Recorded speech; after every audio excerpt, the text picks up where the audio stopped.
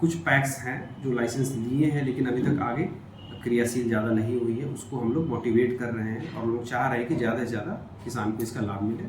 हम लोग अपने स्तर से भी इसका अभी कार्यशाला करवाएंगे और सबको मोटिवेट करेंगे, और कहीं समस्याएं आती हैं तो हम कृषि विभाग से समन्वय करके उसको पूर्वक उपलब्ध करवाएंगे ताकि किसान को ज़्यादा से ज़्यादा इसका लाभ मिले। लेकिन जैसे संज्ञान में आता है कि पिछले साल भी कुछ पैक्स ने अनियमितता की थी जिस पे एफआईआर हुआ था, आपको जानकारी होगी, तो अगर ऐसा होता है तो कृषि विभाग द्वारा, मेरे द्वारा इस पर काफ़ी कड़ी एक्शन लिया जाता है इसमें, और ऐसा कुछ होता है तो हम उसको देखते हैं। जो ला नहीं रहे हैं उनको लेकर क्या कहेंगे? जो खाद लाना नहीं चाहते हैं, इसे परिप्राप्ति पे अटके हुए हैं, ऐसे पैक्सों को लेकर कोई बैठक या कोई आप लोग निर्देश निकालेंगे विभाग से? हम इसका अगर हमने सूची मंगवाया है उसका, अगर ऐसा कुछ है तो हम इसका बैठक करके अविलंब उनको निर्देश देते हैं कि तुरंत इसका मंगवाए सारा, और हम लोग उसको यहाँ से मॉनिटर करने का प्रक्रिया करेंगे। आपका अधिप्राप्ति टास्क फोर्स का बैठक 17/10 को संपन्न हुआ, और उसके बाद हमने 33 पैक्सों को जिन्होंने सारी अर्हताएँ पूरा की है, जैसे कि आपका नमी मापक यंत्र हो गया, बैनर पोस्टर हो गया, या मापतौल का लाइसेंस हो गया, और बायोमेट्रिक डिवाइस है, इसको करते हुए हमने चयन कर लिया है। और आज से अधिप्राप्ति संभवतः जाले में, सिगवाड़ा में स्टार्ट हो रहा है। चूँकि बहुत जगह अभी ऐसा हमें जानकारी प्राप्त है कि अभी कटनी हुआ नहीं है, तो फसल पूरी तरह से अभी तैयार नहीं है, कहीं नमी भी जाता है। नमी का एक मात्रा होता है जिसके नीचे ही रहेगा तभी लेना होता है, 17% उसका होता है, तो वो नमी कम होने तक थोड़ा समय लगेगा, लेकिन संभवतः 15 नवंबर से इसमें काफ़ी गति आ जाएगी। इसका प्रचार प्रसार भी विभाग द्वारा किया जा रहा है, और हम लोग भी इसके लिए ब्लॉक स्तर पे जो समन्वय बैठक होती है, या बीसीओ जो करते हैं, या जन संवाद अभी चल रहा है हर जगह, वहाँ पे भी सभी बीसीओ जो मैं खुद गया हूँ 3-4 जगह, तो वहाँ पे हम इसको आग्रह करते हैं कि लोग ज़्यादा से ज़्यादा अधिप्राप्ति में भागीदारी ले और किसान को इसका ज़्यादा फायदा हो। हमारे साथ जिला सहकारिता पदाधिकारी हैं अंकित कुमार जी। अंकित जी, क्या कहेंगे जो अभी पैक्सों को लेकर जो स्थिति है उसको लेकर क्या कहेंगे? खाद को लेकर हो या फिर धान अधिप्राप्ति को लेकर हो, क्या कहेंगे? पहले तो हम खाद पे आएंगे। खाद के लिए जो मिनिमम अर्हताएँ हैं कि उसमें आपको पहले एक सर्टिफिकेट और लाइसेंस लेना पड़ता है, उसके लिए आपको केमिस्ट्री वाला डिग्री चाहिए। अगर नहीं है तो कृषि विभाग द्वारा इसका बार आपको ट्रेनिंग प्रोग्राम कराया जाता है, तो वो ट्रेनिंग प्रोग्राम का एक रोस्टर निकलता है जिसके बाद ही होता है। तो वो रोस्टर जैसे जैसे हो रहा है, ट्रेनिंग दिया जा रहा है, उसके बाद लाइसेंस लिया जा रहा है। हाँ, कुछ पैक्स हैं जो लाइसेंस लिए हैं लेकिन अभी तक आगे क्रियाशील ज़्यादा नहीं हुई है, उसको हम लोग मोटिवेट कर रहे हैं, और लोग चाह रहे हैं कि ज़्यादा से ज़्यादा किसान को इसका लाभ मिले। हम लोग अपने स्तर से भी इसका अभी कार्यशाला करवाएंगे और सबको मोटिवेट करेंगे, और कहीं समस्याएँ आती हैं तो हम कृषि विभाग से समन्वय करके उसको पूर्वक उपलब्ध करवाएंगे ताकि किसान को ज़्यादा से ज़्यादा इसका लाभ मिले। जो लाइसेंस है जिनके पास, जो पूर्व में खाद ला रहे थे लेकिन अभी नहीं ला रहे हैं किसी कारणवश, या बहुत सारे ऐसे कारण हैं, लेकिन उस वजह से किसानों को असुविधा हो रहा है। पंचायतों में खाद की उपलब्धता को लेकर मारामारी चलती है, कालाबाजारी भी दूरों से चलती है। पैक्स जो सरकारी मान्यता, जो सरकारी सहकारिता है, क्या कहेंगे ऐसे पैक्सों को लेकर? किस तरह का कोई आदेश आप लोग कोई बैठक करेंगे जो कि वो खाद लाए जिनके पास ऑलरेडी लाइसेंस है पूर्व में? अभी मेरे संज्ञान में ऐसा कुछ नहीं है, लेकिन जैसे संज्ञान में आता है कि पिछले साल भी कुछ पैक्स ने अनियमितता की थी जिस पे एफआईआर हुआ था, आपको जानकारी होगी, तो अगर ऐसा होता है तो कृषि विभाग द्वारा, मेरे द्वारा इस पर काफ़ी कड़ी एक्शन लिया जाता है इसमें, और ऐसा कुछ होता है तो हम लोग उसको देखते हैं।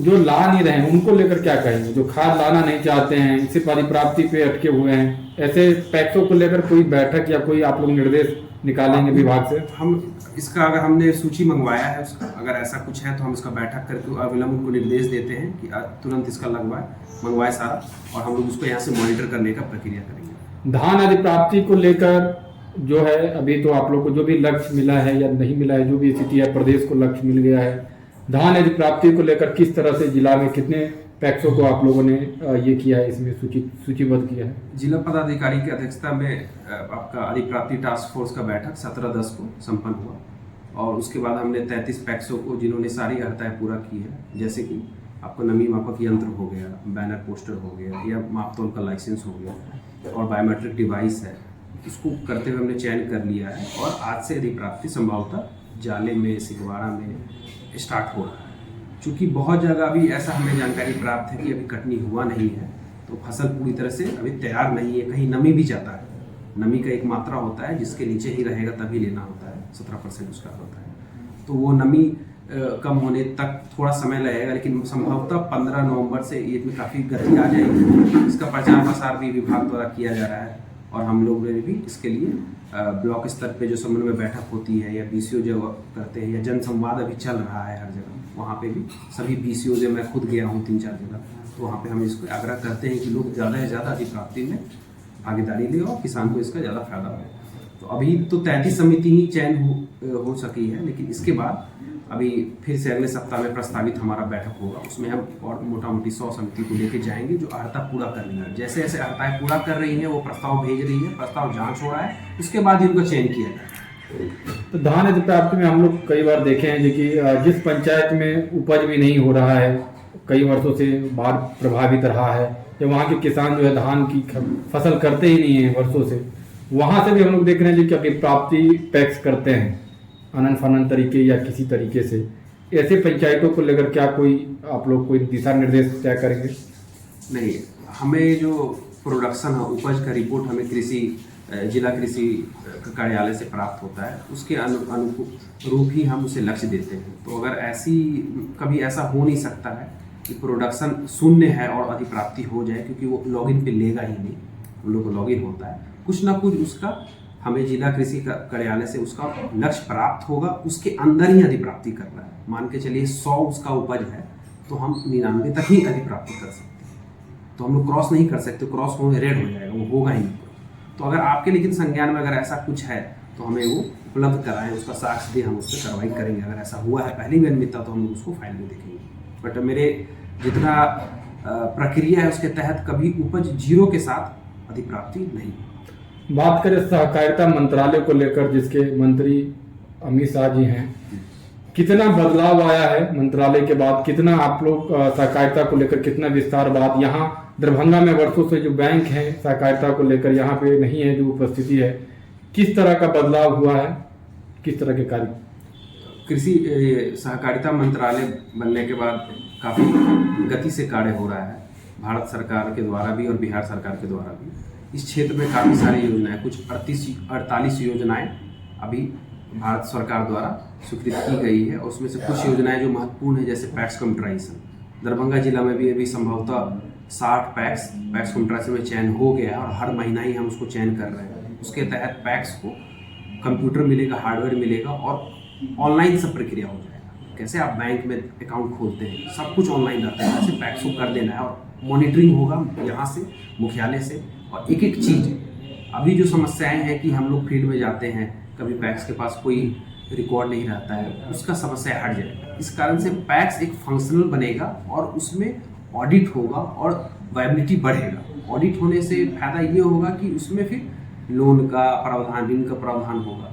उसके बाद आपका पैक्स कंप्यूटर्स के बाद दूसरा योजना है कॉमन सर्विस सेंटर खोलने का, जो आप लोग जानते होंगे, जो हर कॉमन सर्विस सेंटर के अंदर 100 से ऊपर वाली 100 से ज़्यादा ही योजनाओं का लाभ मिलता है। अकाउंट खोलना, ये करना, अकाउंट बुकिंग करना, टिकट करना, पैन कार्ड, आधार कार्ड। तो ये पैक्स को इसके रूप में सुचारू किया जा रहा है। दरभंगा जिले में 330 पैक्स में से अभी लगभग 170 पैक्स में कॉमन सर्विस सेंटर के लिए रजिस्ट्रेशन हो चुका है, उसकी ट्रेनिंग भी दी जा रही है। उसके बाद वहाँ से ये सारी योजनाएं का जो आप जाके CSC का लाभ या कैफ़े में जाके साइबर कैफ़े में जो लाभ लेते हैं वो हट जाएगा, आप पैक्स से ही करवा सकते हैं।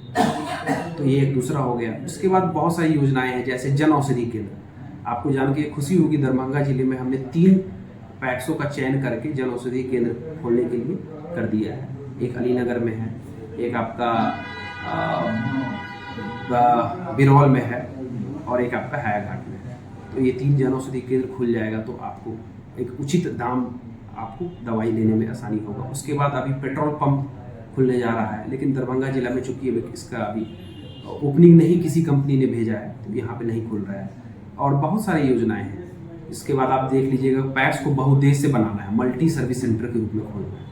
आप साउथ में जाते होंगे तो देखते होंगे पैक्स के द्वारा सभी कार्य किया जाता है। पैक्स का स्कूल है, हॉस्पिटल है, आपका मार्ट है, मॉल है, सब कुछ है, एम्बुलेंस है। तो उसको उसी दिशा में कार्य किया जा रहा है। इसकी योजनाएं बनती जा रही हैं। योजनाएं बनने के बाद हमें बिहार सरकार के पास आता है और हमारे विभाग में उसको राज्य अनुरूप उसका संशोधन करके और समन्वय करके हमें उसका प्राप्त होता है। उसी दिशा निर्देश से हम लोग फिर आगे बढ़ते हैं। टैक्सों को लेकर हम लोग पिछली बार देखे थे जो कि एक विज्ञप्ति भी निकली थी, प्रेस विज्ञप्ति, जिसमें भवन बनाने को लेकर थी। एक तो निजी भी भवन बनाया जा सकता था, या फिर टैक्स भवन जो है, टैक्सों के जो भवन है उसको बनाने को लेकर कई जगह हम लोग देख रहे हैं जो जर्जर स्थिति में भवन है, कई जगह भवन बने हैं उनका मेंटेनेंस नहीं हो पा रहा है। तो उसको लेकर कोई आप लोगों का यहाँ कार्य? अभी कृषि रोड मैप अभी चौथा संपन्न हुआ है, इसमें योजनाएं स्वीकृत हुई हैं। उसके बाद हमें पैक्स का गोदाम बनाने के लिए हर जिला से एक मांगा जा रहा है कितना गोदाम चाहिए, और भवन हमारे पास एक ICTP योजना भी है, उससे भी बनती है। तो जहाँ भी ऐसी समस्याएं रहती हैं हमें वो जमीन का रिपोर्ट प्राप्त होता है, फिर वहाँ पे